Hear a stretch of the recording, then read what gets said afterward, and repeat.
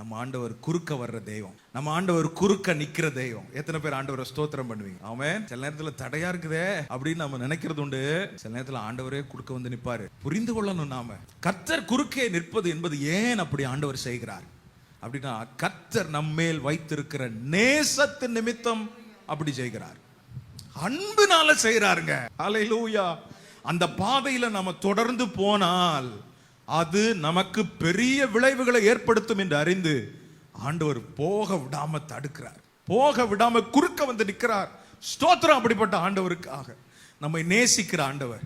நாம் இப்போது இருக்கிற பிரசன்ட்டை பார்க்கிறோம், நிகழ்காலத்தை பார்க்கிறோம், கடந்த காலம், இதனுடைய அறிவை வைத்து எதிர்காலத்துக்குள் நம்ம போக நினைக்கிறோம். ஆனால் நம்முடைய ஆண்டவரோ கடந்த காலமானாலும் நிகழ்காலமானாலும் எதிர்காலமானாலும் மூன்றையும் ஒரே நேரத்தில் பார்த்து கொண்டிருக்கிற வல்லமை உள்ள ஆண்டவர். நம்முடைய எதிர்காலத்துக்குள் நம்ம ஆசீர்வாதமா இருக்கணும்ன்றதுக்காக கர்த்தர் சில நேரத்தில் தாம் பிள்ளைக்கு குறுக்க வந்து நிற்கிறார்.